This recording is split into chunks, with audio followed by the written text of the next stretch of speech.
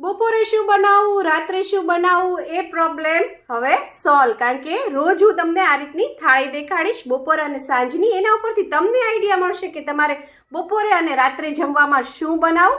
તો આજની થાળી છે રાતની થાળી, અને આજે મેં બનાવ્યા છે, શિયાળો છે એટલે હમણાં તો બાજરીના રોટલા ખાઈએ છીએ, તો બાજરીના રોટલા છે, લીલું મરચું છે.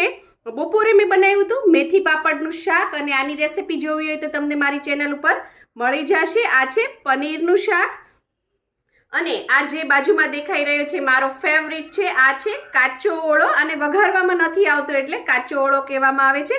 અને એને મેં એની અંદર સિંગ તેલ નાખ્યું છે, અને મસ્ત મજાના કોલસાથી એને ધૂંગાયરો છે, એટલે આ બહુ જ ટેસ્ટી લાગશે. આની રેસીપી પણ થોડા જ સમયમાં તમને જોવા મળશે મારી ચેનલ ઉપર.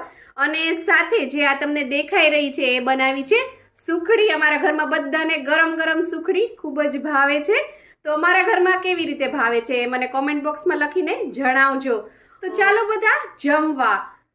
આવી જ આઈડિયા, ટિપ્સ અને રેસિપી માટે સબસ્ક્રાઇબ કરો પૂનમ્સ ફ્લેવર કિચનની. Thank you. આવજો.